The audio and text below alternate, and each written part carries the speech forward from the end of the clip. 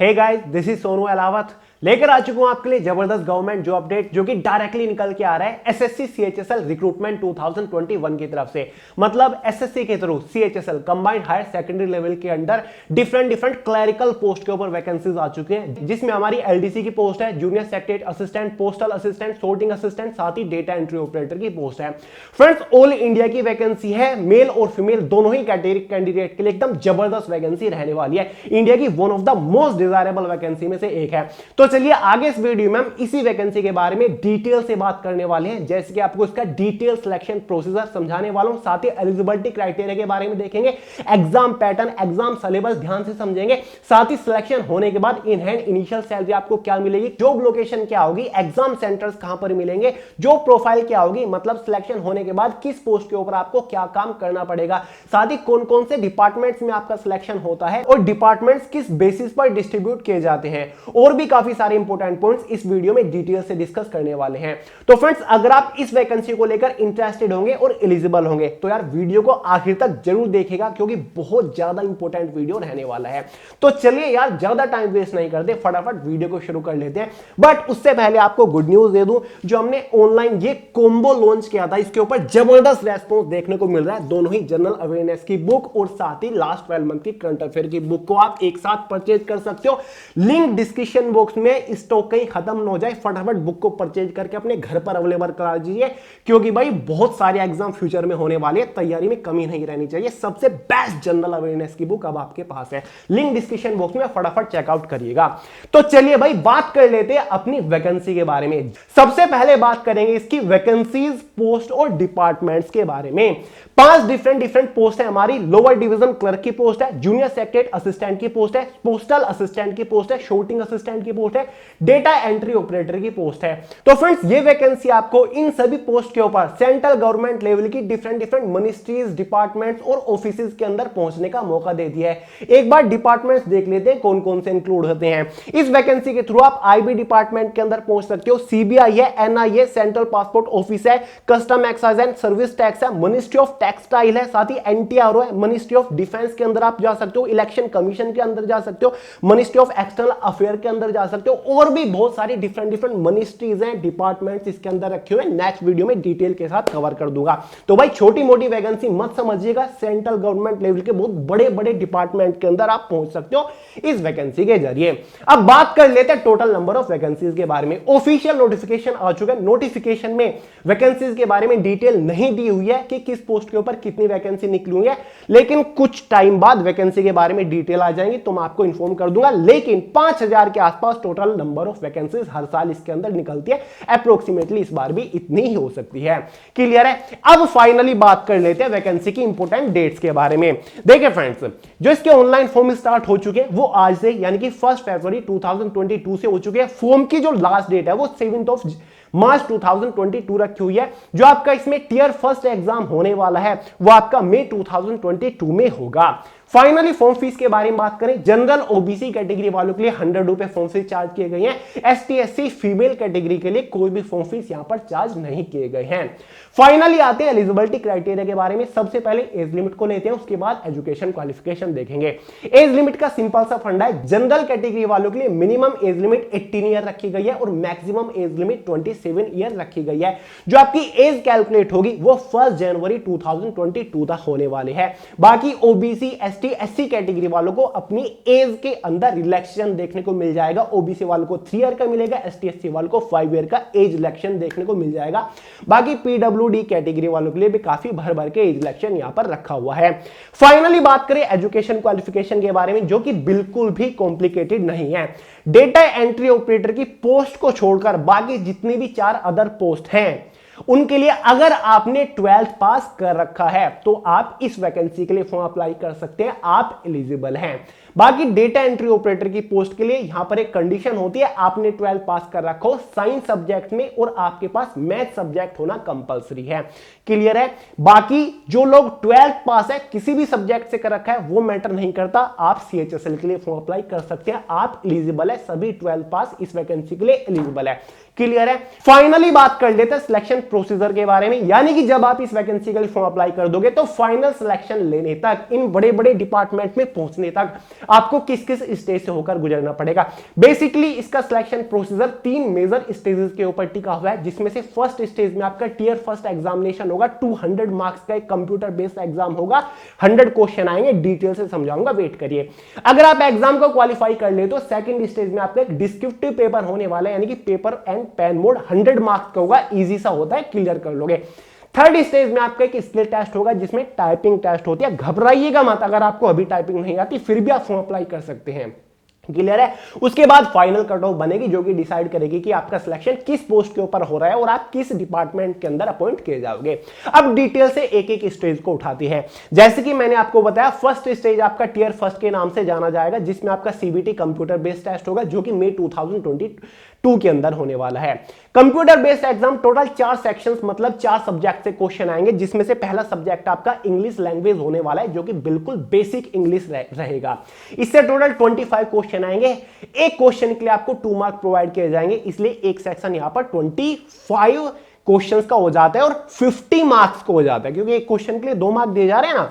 Second subject आपका इसमें रहेगा जनरल इंटेलिजेंस एंड रीजनिंग, जिससे टोटल 25 क्वेश्चन आएंगे 50 मार्क्स के अंदर।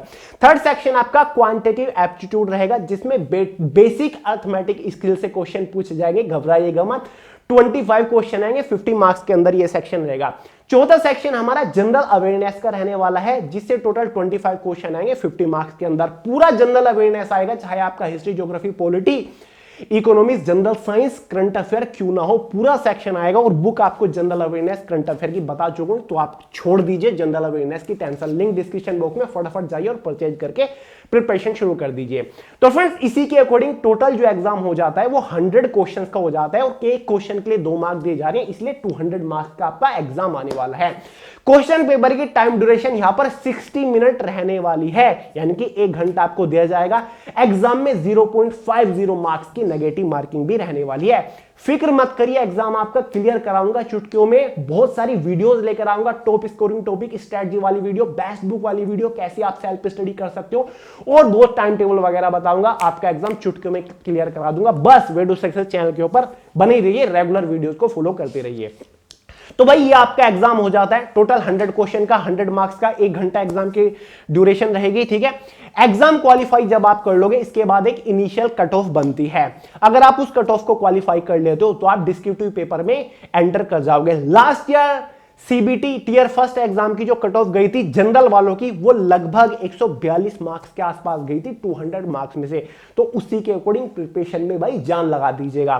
फाइनली बात करते हैं डिस्क्रिप्टिव पेपर क्या फंडा है। डिस्क्रिप्टिव पेपर एक पेपर एंड पेन मोड है, यानी कि इसमें आपको लिखना होता है, वो आपका ऑब्जेक्टिव था जिसमें आपको टिक मार्क करने होते हैं। इसमें फ्रेंड्स सबसे पहला इंपॉर्टेंट पॉइंट कि हिंदी और इंग्लिश में होगा। या आप हिंदी में भी दे सकते हैं, आप इंग्लिश में भी दे सकते हैं। इसमें आपको एसे, लेटर, एप्लीकेशन लिखना होता है। सबसे पहले आपको एसे तो लिखना कंपलसरी है, चाहे आप हिंदी में लिखिए या फिर इंग्लिश में लिखिए। 200 से 250 वर्ड आपको एसे में लिखने होते हैं।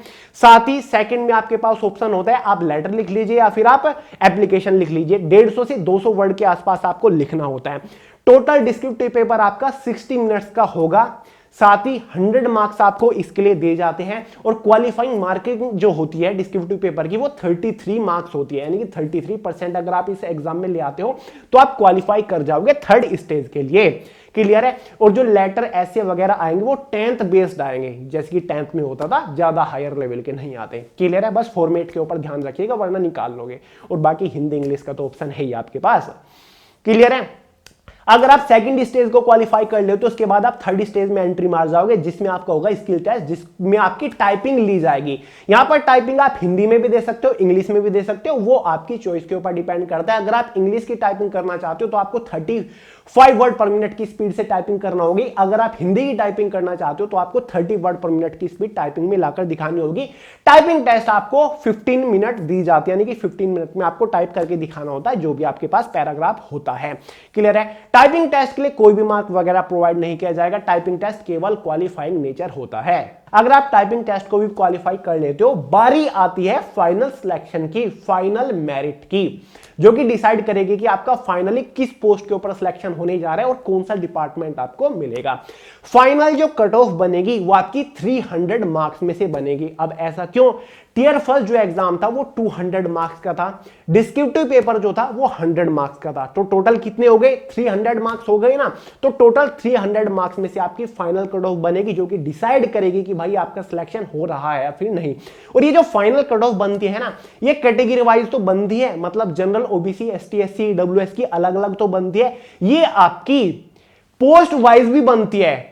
पोस्टल असिस्टेंट की कट ऑफ ये, शॉर्टिंग असिस्टेंट पोस्ट की है, एलडीसी की पोस्ट की है, और साथ ही ये कट ऑफ आपकी डिपार्टमेंट वाइज भी लगती है। जो आपका सीबीआई डिपार्टमेंट है इसकी सबसे हायर कट ऑफ जाती है जनरल वालों की। एनआईए डिपार्टमेंट है इसकी भी काफी अच्छी खासी कट ऑफ जाती है। आईबी डिपार्टमेंट, तो डिपार्टमेंट की भी कट ऑफ अलग जाती है, और डिपार्टमेंट वाइज जो कट ऑफ लगती है वही डिपेंड करती है कि आपको कौन सा डिपार्टमेंट मिलने वाला है, क्योंकि यहां पर कट ऑफ अलग अलग है। जोन से डिपार्टमेंट की कट ऑफ के अंदर आप फिट होते हैं वही डिपार्टमेंट में आपका सिलेक्शन होगा। ठीक है दोस्तों, तो डिस्क्रिप्टिव पेपर के लिए भी आपको मेहनत करनी पड़ेगी और सीबीटी फर्स्ट के लिए भी आपको मेहनत करनी पड़ेगी। क्लियर है? तो भाई ये तो हो गया आपका पूरा एग्जाम वगैरह का फंडा। Exam centre all over India के अंदर दिया हुआ है। जब आप इसका फॉर्म अप्लाई करोगे तो आपको 3 प्रेफरेंस भरनी होगी जहां पर आप अपना एग्जाम सिटी चाहते हो। तो एग्जाम सिटी आपके होम स्टेट में, आपके आसपास मिल जाएगी, आपके शहर में मिल सकती है, तो उसकी चिंता आप छोड़ दीजिए। फाइनली बात कर लेते हैं भाई सिलेक्शन होने के बाद इनिशियल इन हैंड सैलरी आपको क्या क्या मिलने वाली है। एलडीसी जूनियर सेक्रेटरी असिस्टेंट, ये दो जो हमारी पोस्ट है ये सेम लेवल की पोस्ट है, इनका ग्रेड पे भी ऑलमोस्ट सेम ही है। यहां पर जो आपकी इनिशियल इन हैंड सैलरी मिलेगी with all and extra allowances after CPC, ठीक है, वो आपको लगभग 29,000 यानी कि 29,000 के आसपास मिलेगी। और जॉब करते रहोगे टाइम के साथ हर साल आपको इंक्रीमेंट मिलता रहेगा। आपकी मैक्सिमम सैलरी जो हो जाएगी इन दोनों पोस्ट के ऊपर वो लगभग 75,000 के आसपास हो जाएगी। साथ ही पोस्टल असिस्टेंट की जो पोस्ट है और शॉर्टिंग असिस्टेंट की जो पोस्ट है, यहां पर इनिशियल इन हैंड सैलरी लगभग आपको 35,000 के आसपास मिलेगी। जॉब करते रहोगे इंक्रीमेंट मिलता रहेगा, आपकी फाइनल सैलरी लगभग 90,000 तक पहुंच जाएगी। ऐसे ही डेटा एंट्री ऑपरेटर की थोड़ी सी हायर लेवल की पोस्ट, इसका जो ग्रेड पे होता है वो 2400 रुपए होता है, इसलिए आपकी इनिशियल इन हैंड सैलरी लगभग 36,000 के आसपास हो जाएगी। जॉब करते रहोगे इंक्रीमेंट होता रहेगा, मैक्सिमम सैलरी लगभग आपको 92,000 तक मिलेगी डेटा एंट्री ऑपरेटर की पोस्ट के लिए। तो ये आपका सैलरी का फंडा हो गया। बात कर लेते हैं जॉब लोकेशंस के बारे में। अब देखिए डिपार्टमेंट के ऊपर डिपेंड करती है कि आपकी जॉब लोकेशन क्या रहेगी। बहुत सारे लोग चाहते हैं कि दिल्ली के अंदर हमें जॉब मिल जाए, काफी ज्यादा चांसेस है हेडक्वार्टर्स में, सेंट्रल ऑफिस में आपको जॉब मिल जाए, यानी कि सीबीआई के अंदर अगर आपका सिलेक्शन हो रहा है और सीबीआई का हेडक्वार्टर कहां पर है, दिल्ली के अंदर, वहां पर आपकी जॉब लोकेशन हो।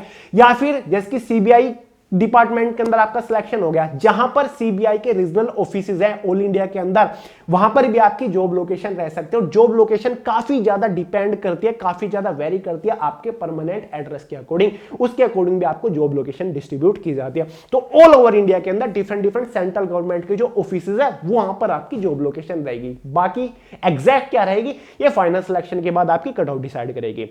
फाइनली बात कर लेते हैं जॉब प्रोफाइल के बारे में कि भैया अगर किसी भी पोस्ट के ऊपर हमारा सिलेक्शन हो जाता है हमें काम क्या करना पड़ेगा। LDC, JSA junior secretary assistant, जो पोस्टल असिस्टेंट वगैरह की सभी पोस्ट क्लरिकल लेवल की पोस्ट है, यानी कि क्लर्क लेवल की पोस्ट है। किसी भी पोस्ट के ऊपर अगर आपका सिलेक्शन हो जाता है तो आपको हमेशा ऑफिस सेक्शन के अंदर रहकर काम करना पड़ेगा, आपको कंप्यूटर बेस्ड वर्क करना पड़ेगा, आपको कोई भी फील्ड ड्यूटी वगैरह नहीं करनी पड़ेगी। ये नहीं कि सीबीआई डिपार्टमेंट आपको दिया जा रहा है, सीबीआई के अंदर आप एलडीसी की पोस्ट के ऊपर अपॉइंट किए गए हो तो आपको बाहर काम करना पड़ेगा, नहीं, आपको हमेशा सीबीआई के ऑफिस के अंदर as a clerk computer based work करना पड़ेगा। तो भाई ये एक क्लरिकल लेवल की वैकेंसी होती है, तो निश्चिंत रहिए आपको फील्ड वगैरह में नहीं घूमना पड़ता। तो ये इसका पूरा सिलेक्शन प्रोसीजर, बाकी का प्रोसीजर डिपार्टमेंट्स आपको नेक्स्ट वीडियो में डिटेल से कवर करा दूंगा। तो भाई मेरे हिसाब से मैंने आपको इस वैकेंसी की रिगार्डिंग पूरी डिटेल दी है। नेक्स्ट वीडियो कल ही लेकर आ जाऊंगा, बच्चे कुछ डाउट वहां पर क्लियर कर दूंगा डिपार्टमेंट्स के रिलेटेड या फिर सिलेक्शन कैसे कैसे होता है।